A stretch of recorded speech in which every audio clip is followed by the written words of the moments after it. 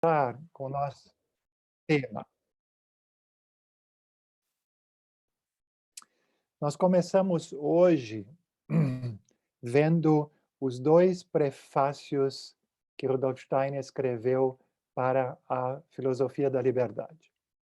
O prefácio à primeira edição, de 1894, nós até quase corremos o perigo de ter perdido ele na próxima edição.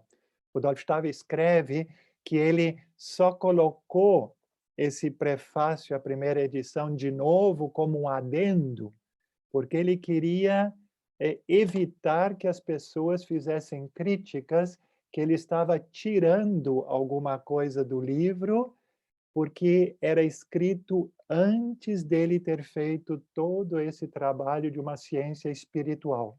E para nós foi uma sorte. Mesmo assim, ele colocou esse prefácio como adendo do livro.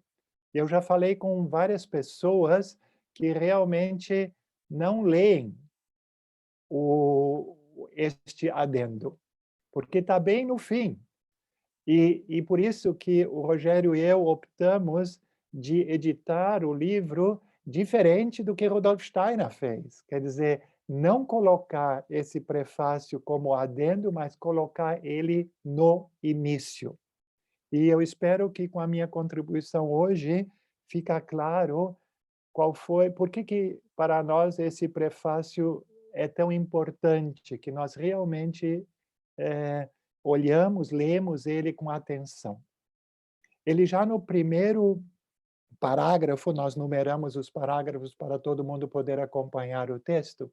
Então, quer dizer, no primeiro parágrafo, ele coloca que o que ele escreveu nesse prefácio tem menos a ver com o conteúdo do livro, tem a ver com a atmosfera de pensamentos, né? Expressa mais a atmosfera de pensamentos a partir da qual eu escrevi o livro há 25 anos atrás. Ele escreveu esse iniciozinho novamente em 1918, na segunda edição. Então, esse prefácio nos dá a possibilidade de ver qual foi a atmosfera de pensamentos dele próprio para escrever esse livro, mas também qual é essa atmosfera que nos leva a ter um interesse por esse livro. Então, a primeira coisa que ele coloca no segundo parágrafo é a questão da verdade. Como que nós podemos saber se algo é verdade ou não? Todos esses 2 prefácios têm muito, muito a ver com a nossa atualidade. Eu não vou me referir muito à problemática da nossa atualidade, porque isso sempre está polarizando sempre mais, mas mesmo assim eu vou dar uma uma outra, referência, porque me parece muito importante. Então nós temos que ver que na história da humanidade, da filosofia, nós temos em Immanuel Kant, a primeira separação entre tudo aquilo que é do âmbito religioso e do âmbito da ciência, aquilo que nós podemos acreditar e aquilo que nós podemos conhecer. Essa é a primeira separação. Então, tudo aquilo que é no âmbito religioso se tornou algo pessoal, subjetivo. E a ciência tem a ver com o conhecimento. Mas depois houve mais um passo aonde a questão da verdade também se tornou algo subjetivo. Hoje em dia, no dia a dia, nós sempre vamos escutar isso, que diz, bom, aquilo que você acha que é a verdade, é aquilo que você acredita que é a verdade. Cada um tem a sua verdade pessoal. Se tornou algo subjetivo. Então, essa questão do que é a verdade é uma questão fundamental. E olhando para um aspecto religioso, é interessante que na Sexta-feira Santa, né, essa é assim a pergunta do Pilatos ao Jesus Cristo, ironicamente, o que é a verdade, entende? Então, às vezes, a questão da verdade, o que é a verdade, tem raízes muito, muito profundas. E agora, nesse segundo parágrafo, Rudolf Steiner diz que Schiller, Friedrich Schiller, o grande filósofo e poeta alemão contemporâneo de Goethe, ele é um pouco mais novo que Goethe, mas morreu antes de Goethe, ele formulou algo que indica dois caminhos para a verdade. Isso que ele formula tem a ver com essa amizade, com esse relacionamento que ele teve com Goethe. O relacionamento deles foi um pouco complicado, porque no início eles eram um pouco antipáticos um com o outro. Depois se tornaram os maiores amigos e parceiros espirituais. Então, eles têm como uma polaridade. Muitas pessoas que já se ligaram com a antroposofia sabem o valor de Goethe na antroposofia. O centro da antroposofia tem o nome goetheano e se sabe de todo o valor da observação goetheanística. Quer dizer, Goethe foi um caminho de observar a natureza. Schiller é um filósofo. Ele vai o caminho de desenvolver pensamentos sobre o mundo. E essa polaridade entre Goethe e Schiller, Schiller formula nessa citação que Rudolf Steiner coloca nesse prefácio, ambos procuramos a verdade. Quer dizer, ele e Goethe. Ambos procuramos a verdade. Tu, no exterior, na vida. Esse é o caminho do Goethe. Eu, no interior, no coração. Esse é o caminho do Schiller. Com certeza, cada um a encontrará.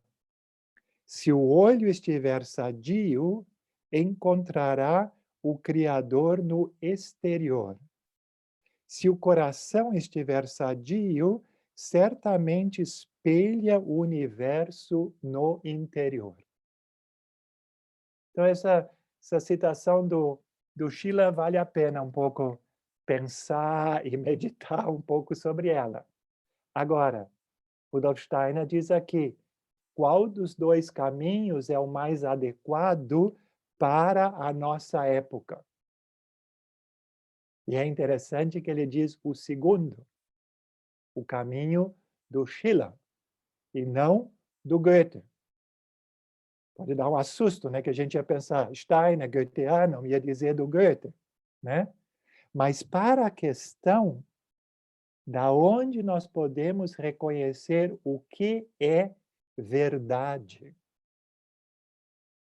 Para essa, ele diz, nos dois conhecidos caminhos citados por Schiller, o segundo é mais adequado ao tempo presente.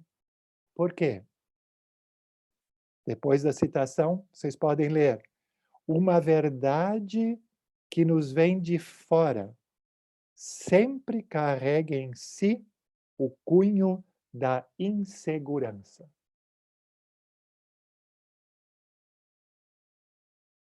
Ele vai desenvolver isso depois, em outros capítulos da filosofia da liberdade, porque tudo que nós observamos sempre está dependente de como o nosso órgão do sentido é constituído e do ponto de vista onde nós estamos.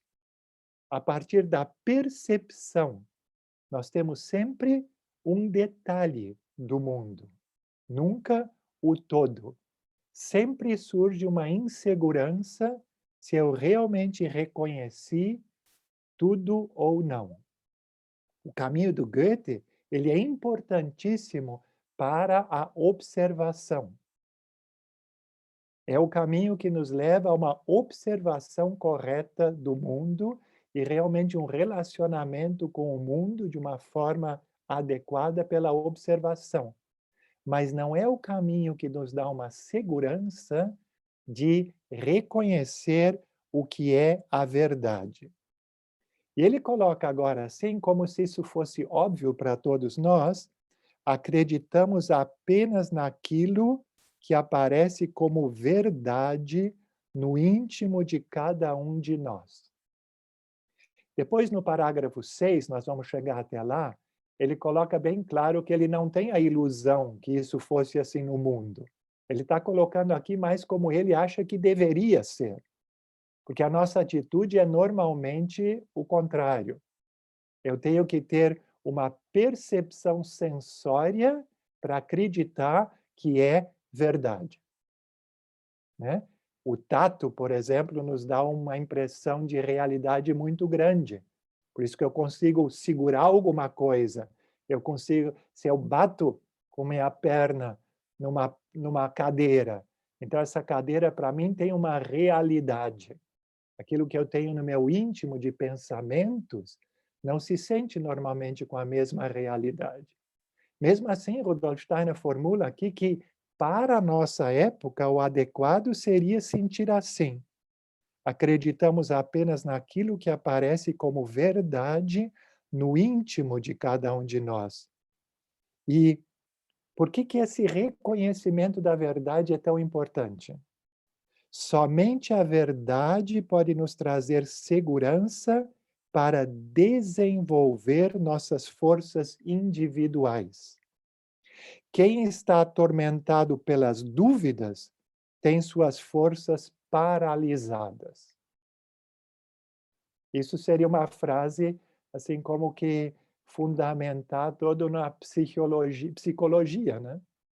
Uma pessoa que não tem segurança em si do que é verdade, ela fica paralisada, um problema enorme da juventude, aonde tudo que nós temos pode ser questionado, tudo que nós recebemos de informações, será que é verdade ou será que é um fake news? Então, quando eu não tenho segurança interiormente do que para mim eu sinto como verdade, eu fico que minhas forças ficam paralisadas. E um mundo que lhe seja enigmático, ele não consegue encontrar nenhuma meta para a sua ação. O grande problema de não ter uma meta na vida, de não desenvolver o impulso de querer realizar alguma coisa, de ficar totalmente inseguro, tem a ver com a falta do sentimento do que é verdade. Ele coloca nesse prefácio. E agora ele vai, no terceiro parágrafo, o problema da crença. Primeiro ele coloca, já não queremos meramente acreditar, queremos conhecer. Então essa é uma segunda, digamos assim, é uma segunda disposição da alma, a atmosfera anímica. Primeiro é que eu quero dizer, eu tenho essa necessidade de saber o que é verdade. Segundo é quem me dá a segurança do que é verdade. Então é lógico que na história da humanidade, a verdade sempre, não sempre, mas teve uma grande parte da história da humanidade onde a verdade foi definida por instituições religiosas, por dogmas. O que é verdade? Para a nossa época, isso não é mais o que pode nos levar à frente. Então, a crença exige reconhecimento de verdades que não nos são totalmente compreensíveis. Eu não compreendo, e aí vem, isso agora não é mais no âmbito do conhecimento, é o mistério da fé. Então, essa formulação, o mistério da fé, tem a sua validade de alguma forma, mas também tem o perigo de ser como uma barreira, a partir daqui, o teu conhecimento, teu impulso de querer desenvolver um conhecimento não tem mais validade. E essa é a questão, se nós nos sentimos bem com isso ou não. Há pessoas que se sentem bem com isso, outras pessoas não. E aquelas que não se sentem bem com isso, ele formula assim: mas o que não compreendemos plenamente causa relutância ao que é individual. Quer dizer, a pessoa que tem um impulso de ser individual, o impulso de ser uma individualidade, surge nela esse desejo de não acreditar em algo que ele não consegue compreender. E aqui tem um erro do texto. O texto tem depois ao que é individual e quer vivenciar. Correto seria ao que é individual, vírgula, que quer vivenciar tudo com seu mais profundo íntimo. O individual quer vivenciar tudo com seu mais profundo íntimo. Apenas o conhecimento que não se submete a nenhuma norma exterior, mas nasce da vida interior da personalidade nos satisfaz. Essa frase dá para colocar, como se diz, marcar ela, né? Apenas o conhecimento que não se submete a nenhuma norma exterior, mas nasce da vida interior da personalidade, nos satisfaz. Agora, não é a crença que nos leva à verdade. Mas o conhecimento também tem um problema. E agora nós vamos no parágrafo 4, o problema do conhecimento. Tampouco queremos o conhecimento que foi organizado em regras acadêmicas petrificadas para sempre e mantidas em compêndios válidos por todos os tempos. Já se vê Aristóteles, Thomas de Aquino, né? Mas não só isso. O que existe hoje no conhecimento científico que tem uma qualidade dogmática? Não só a religião tem o perigo do dogmatismo, também a ciência tem o perigo do dogmatismo, né? E aí vem interessante, eu não vou ler tudo, tem as frases, vocês podem ler e é bem compreensíveis, mas no fim desse quarto parágrafo ele coloca: aspiramos a um conhecimento seguro, mas cada um de nós à sua maneira. E esse já é um paradoxo, que, digamos assim, que existe um conhecimento seguro que é possível reconhecer a verdade. Esse é de um lado. Mas é importante que cada um vá o seu caminho individual para reconhecer a verdade, né? Aspiramos a um conhecimento seguro, mas cada um de nós à sua maneira. Esse é um pilar da filosofia da liberdade.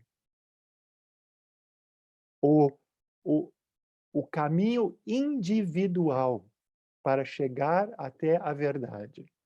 E no parágrafo 5 ele dá um exemplo que eu quero reforçar um pouco também, colocar na nossa atualidade, que nós vemos o perigo do dogmatismo científico, né?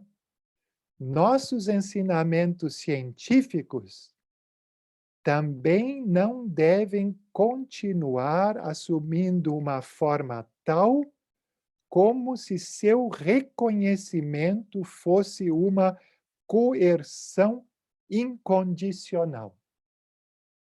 Entende? Se a gente vê, eu só vou me referir aqui mais a isso. Se vê todo o discurso, todas as conversas nessa época da pandemia, entende? Que se coloca, não quero me referir de maneira nenhuma se eu sou a favor ou contra qualquer coisa.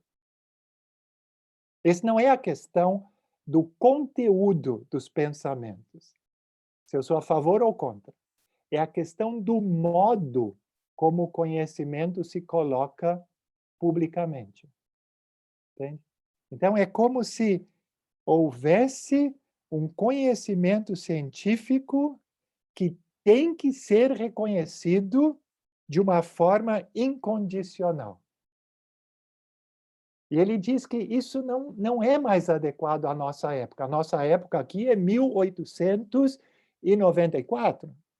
Nós estamos há mais de 100 anos. Nós não fizemos um passo à frente na direção de lidar com conhecimentos e superar dogmatismos. Nós estamos fazendo um passo atrás. Nós estamos voltando a uma época de dogmatismos que parecia já ter sido superada.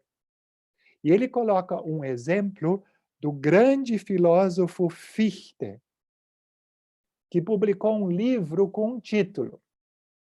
E ele coloca que absurdo é esse título do livro do grande filósofo Fichte.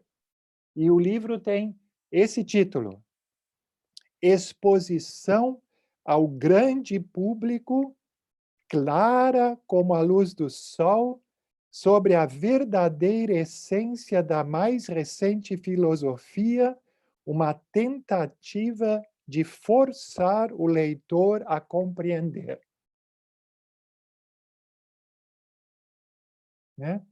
Então, em todo o discurso que nós temos hoje, em todas as discussões, muitas das discussões que nós temos em relação à situação atual, e a gente vê como que é atual todas essas questões, e eu quero, a última vez falar, eu não quero colocar nada como contra ou como a favor, que vai se encontrar dos dois lados a mesma atitude. Então, nós poderíamos colocar esse título, né? Exposição ao grande público, clara como a luz do sol, sobre a verdadeira essência da pandemia, uma tentativa de forçar o leitor a compreender. Então, a gente vê que esse é o problema essencial filosófico da questão de como reconhecer a verdade. E no momento, seja qual o ponto de vista que for, se alguém individualmente reconheceu algo como verdade e agora impõe essa verdade a todos os outros, nós estamos com um problema enorme que é contrário ao desenvolvimento sadio da humanidade. Hoje, ninguém mais deve ser forçado a compreender. Mas aí vem a argumentação, bom, mas tem pessoas que não conseguem pensar claramente. Elas não estão, elas são associais, elas não se comportam da maneira correta. Por isso é necessário impor uma determinada verdade a essas pessoas. E Rudolf Steiner se refere nesse parágrafo também a isso. Não exigimos nenhum reconhecimento nem aprovação de quem não se sente impelido por uma necessidade especial e individual para uma certa concepção. Atualmente, tampouco queremos incultar qualquer conhecimento na criança. Agora, para a faculdade Rudolf Steiner, um ponto de vista óbvio, que vocês é parte do conceito pedagógico, que já vê que está fundamentado aqui na filosofia da liberdade, que não se trata de incultar qualquer conhecimento na criança, no ser humano ainda imaturo. Eu diria isso vale também para adultos, se nós julgamos que ele é imaturo. Procuramos desenvolver suas capacidades para que não seja forçado a compreender, mas queira compreender. Então, esse já tem um monte de motivos de como lidar com a verdade, que a procura tem que ser algo individual e que nós não podemos forçar alguém a reconhecer a verdade. Com todos os problemas sociais que a filosofia da liberdade traz. Não é que resolve todos os problemas, mas mancha algumas soluções de problemas, parecem solucionar problema, mas atuam na realidade contra um desenvolvimento sadio da humanidade. A gente tem que prestar atenção se estamos ganhando algumas vantagens e ganhando um monte de desvantagens também por isso. E agora, nesse parágrafo 6, ele coloca claramente, eu não me engano, eu não me entrego a nenhuma ilusão em relação a essa característica da minha época. Não é que ele pensa que todo mundo pensa assim como ele se expõe. Sei o quanto vigora e se alastra um tipo de padronização que carece de um caráter individual. Esse é um problema. A padronização que carece de um caráter individual. E nós temos hoje, na nossa época, um outro problema que na época de Rudolf Steiner não existia desta maneira. É lógico que a estatística já existia na época de Rudolf Steiner. Conhecimento matemático da estatística já existia. Mas a possibilidade de fazer estatísticas como hoje é possível, isso só é possível pelo computador. De realmente fazer estatísticas de milhares de casos. Pensa quantas horas uma secretária estaria fazendo conta de sei lá, 100 milhões de pessoas. Hoje em dia, isso, relativamente curto tempo, é possível por um computador. Então, a possibilidade da padronização que carece de um caráter individual é hoje muito, muito maior, né?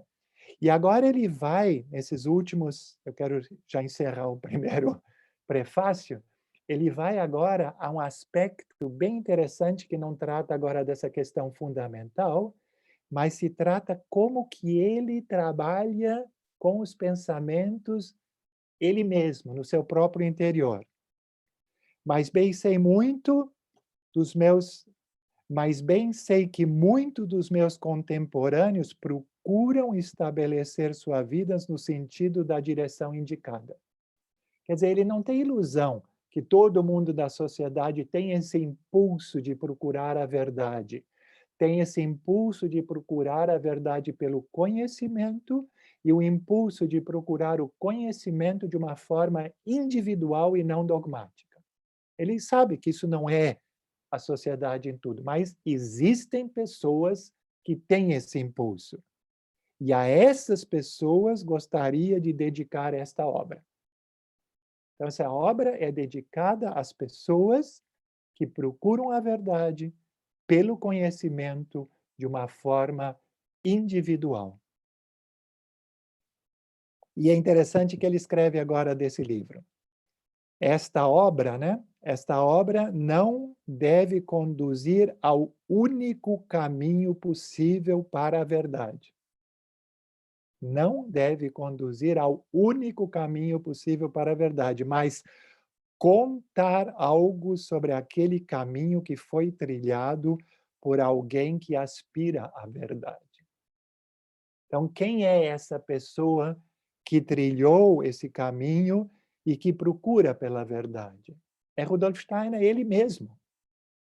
Então, a filosofia da liberdade, apesar de ser tão complexo filosoficamente, difícil de entender, Rudolf Steiner entende isso como um conto, como uma história. Ele está contando aquilo que ele vivenciou na procura da verdade. E aí se pode ver o subtítulo, se vocês der uma folhada na capa de novo, né?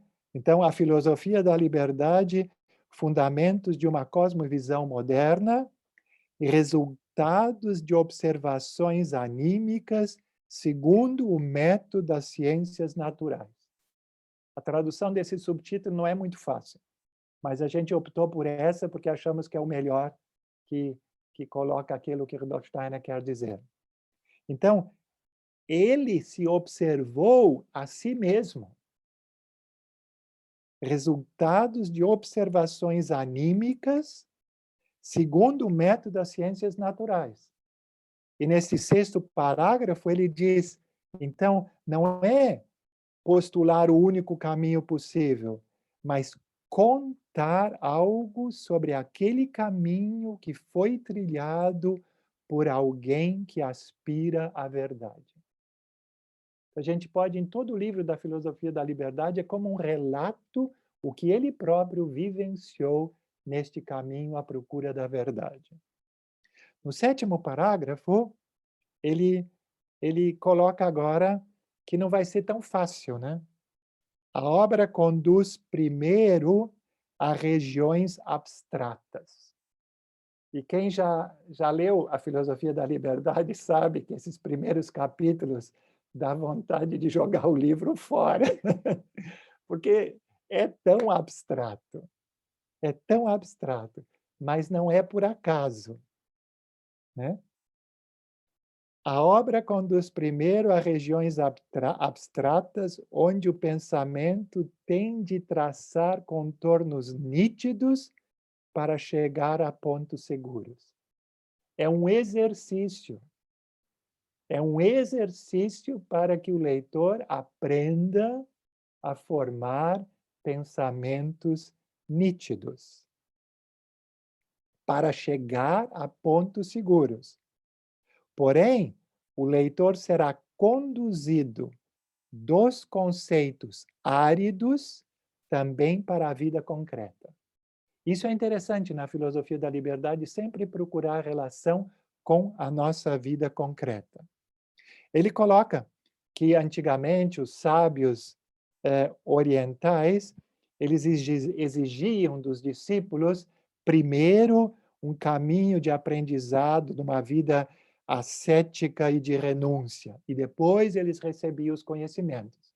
Hoje em dia isso não é mais necessário para a ciência no Ocidente.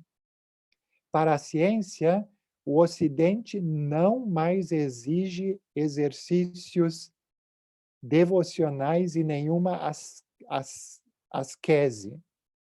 Agora, o que nós temos que trazer para esse grupo de estudo aqui? Mas requer a boa vontade de se retirar por um curto tempo das impressões diretas da vida e adentrar na região do puro mundo dos pensamentos. Então, por essa 1h30, a tarefa é esquece agora os problemas, esquece as tarefas, e nós vamos tentar entrar na região do puro mundo dos pensamentos. Agora, normalmente, quando nós entramos no puro mundo dos pensamentos, isso se torna intelectual. E mesmo lendo a Filosofia da Liberdade, pode-se ter, às vezes, a impressão de que é intelectual.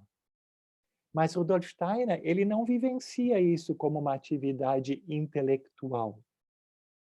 Lógico, do intelecto, sim, mas não no sentido intelectualista, abstrata, né? Agora ele vem interessante, ele diz, o próximo passo, onde a gente chega até essa descrição de como ele pensa, né? Muitos são os âmbitos da vida, para um deles desenvolve-se ciências específicas. Nós temos um monte de ciências, isso é claro. A própria vida, porém, é uma unidade. Agora nós temos também um problema atual. Por exemplo, né? A ciência da virologia, não sei como se chama isso correto, ela dominou nesses últimos anos. Então, tudo o que se fez foi do ponto de vista de virologistas. que pode estar completamente correto. Agora, um pedagogo, um psicólogo e assim por diante, eles não tiveram nessas decisões. E agora temos todos os problemas que surgiram quando a vida é colocada somente de um ponto de vista de uma determinada ciência. Quanto mais as ciências se empenham em se aprofundar em áreas específicas, tanto mais se afastam da concepção da totalidade vida do mundo. É preciso que haja um conhecimento que procure elementos nas diferentes ciências para conduzir o ser humano de volta à plenitude da vida. Eu já escutei palestras aqui na Alemanha também de outros filósofos, não antropósofos, que colocam esse ponto que é um problema muito grande que na humanidade a filosofia perdeu o seu papel essencial na vida. Se torna uma coisa assim para alguns filósofos que ficam pensando abstratamente. Porque cada ciência tem o seu âmbito particular. Agora, o que une todas as ciências, o que faz o relacionamento das ciências com a vida, com a nossa vida concreta, que não é repartido em várias ciências, ela é um todo. E, na realidade, isso tem que ser algo que está acima da ciência. A própria ela diz, nessa obra, a meta é filosófica. A própria ciência deve tornar-se viva e orgânica. Quer dizer, o papel da filosofia é que a ciência se torne algo vivo e orgânico. É quase o oposto do que se entende normalmente por filosofia, como algo abstrato. A filosofia tem como meta a própria.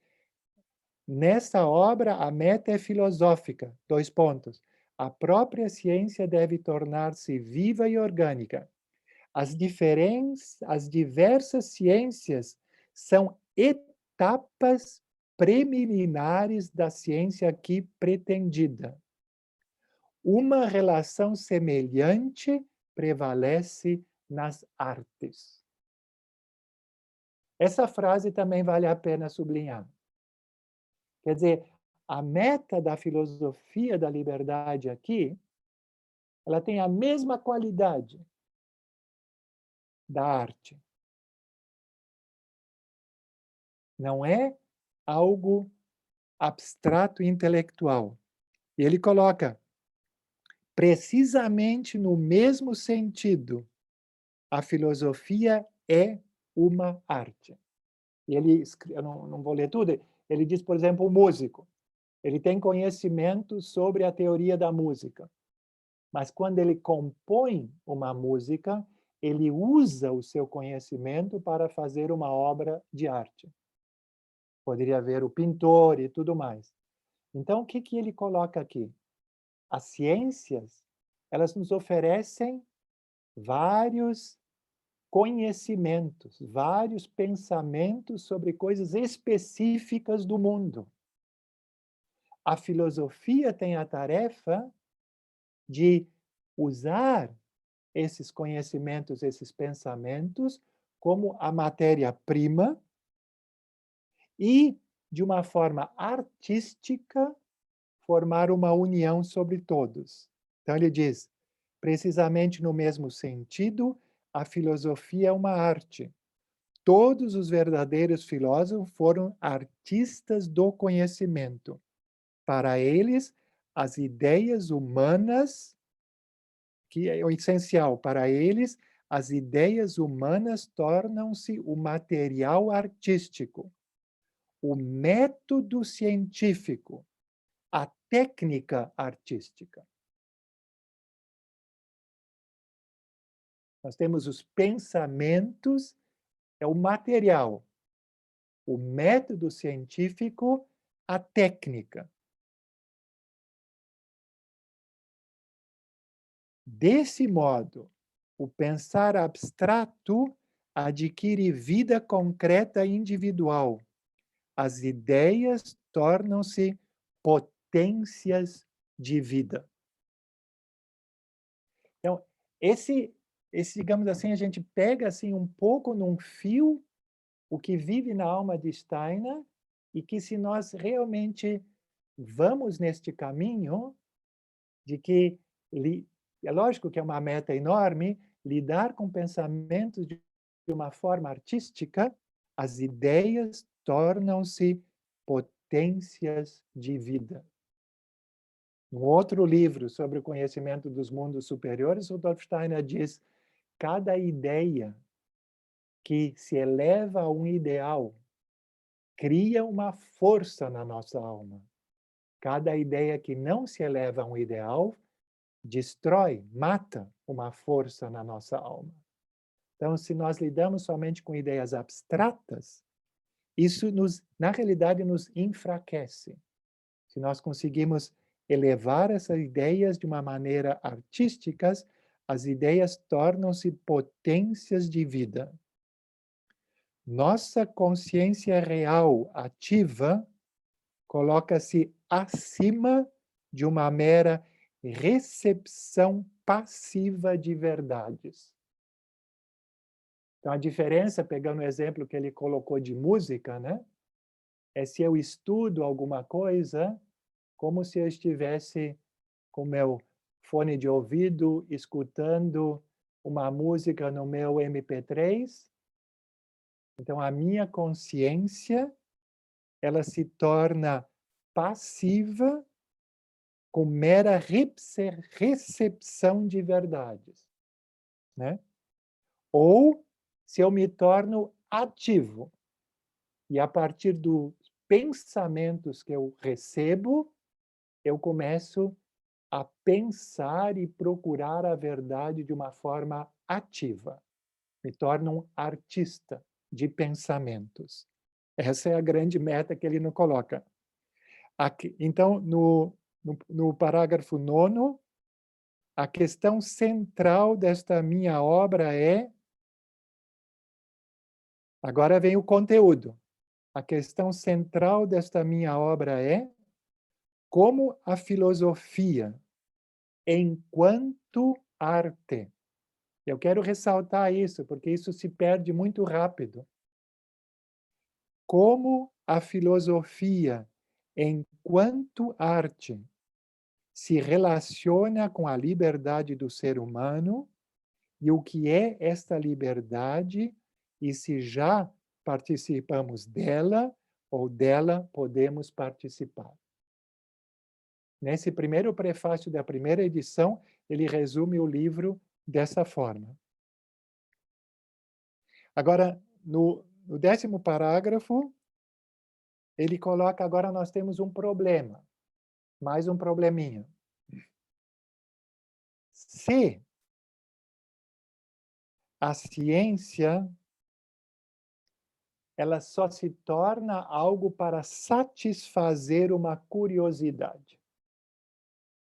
Então, estudo, uma ciência, seja uma ciência natural, ou seja uma ciência espiritual, aqui é ciência em geral, pode ser também antroposofia, e ela só serve, ou esse é o meu desejo, de satisfazer uma curiosidade, de saber coisas, né?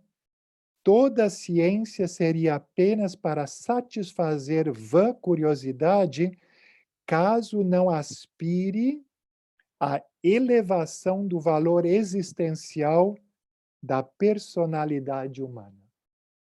Agora, todo esse caminho de ciência, de conhecimento, de procura pela verdade, tem o seu sentido se nós fazemos um caminho de evolução. Se nós, na essência de nós mesmos, da nossa personalidade, na existencial, nós fazemos uma evolução como um todo. O conhecimento apenas tem valor enquanto contribui para o desabrochar da totalidade da natureza humana para todos os lados. Então, agora, nos 2 últimos parágrafos, vem uma questão muito especial, muito importante. Por que eu quero conhecimento? Por que eu necessito da ciência? Por que eu estou à procura da verdade? Na realidade, para o desenvolvimento do ser humano como um todo. Agora, cada ciência tem em si a sua meta. É lógico que os médicos ele têm uma determinada meta. O pedagogo tem uma determinada meta, o artista tem uma determinada meta, o engenheiro tem uma determinada meta, e assim por diante, assim por diante. Agora, a meta do desenvolvimento do ser humano, ela é superior à meta de cada uma das ciências. E se eu não tenho em vista a meta do desenvolvimento do ser humano como um todo, eu acabo me tornando um escravo de uma ciência específica, com a sua meta específica. Né? Então, por exemplo, agora os últimos 2 parágrafos. 11º, eu vou ler todo ele. Esta obra, portanto, não compreende a relação entre ciência e vida de forma que o ser humano tenha que se curvar à ideia e dedicar suas forças a servi-la. Parar. Né? Ver só para sentir a atualidade dessas frases. Né? Essa obra, portanto, não compreende a relação entre ciência e vida de forma que o ser humano tenha que se curvar à ideia e dedicar suas forças a servi-la, mas no sentido de que ele se apodere do mundo das ideias para empregá-lo em suas metas humanas. E agora vem uma coisa muito importante, para empregá-lo em suas metas humanas que transcendem as metas meramente científicas. As metas humanas são mais elevadas, elas transcendem as metas científicas. E se nós colocamos somente metas científicas formuladas por uma ciência específica e nos curvamos e temos só agora como o impulso de servir a essa meta específica, nós perdemos ou corremos o risco de perder o relacionamento com as nossas metas humanas. Esta obra, portanto, não compreende a relação entre ciência e vida de forma que o ser humano tenha que se curvar à ideia e dedicar suas forças a servi-la, mas no sentido de que ele se apodere do mundo das ideias para empregá-lo em suas metas humanas, que transcende as metas meramente científicas. Quer dizer, para mim significa isso que nós temos que nos conscientizar sempre qual é a meta humana que nós almejamos. Nós temos uma ideia de qual é a meta do nosso desenvolvimento humano. Então, podemos reduzir aqui, estou acrescentando aqui a minha opinião, podemos reduzir a meta humana como desenvolvimento da liberdade e do amor. Grande meta humana. Então, agora, se uma meta científica, ela em si, ela é coerente e lógica, mas ela está em oposição à minha meta humana, então, para mim não seria correto seguir a meta científica que está em oposição com a minha meta humana. Um tema muito delicado, que tem que se pensar sobre isso. E o último parágrafo que ele coloca nesse prefácio é preciso colocar-se perante a ideia vivenciando-a. Caso contrário, passa-se a ser seu escravo. Fica aberto a questão, o que significa vivenciar uma ideia? Não só pensar na lógica está correta ou não está correta. Vivenciar uma ideia. E eu diria, na vivência da ideia, surge em mim o sentimento se essa ideia está de acordo comigo, com a minha vida. Se eu realmente quero orientar a minha vida por esta ideia.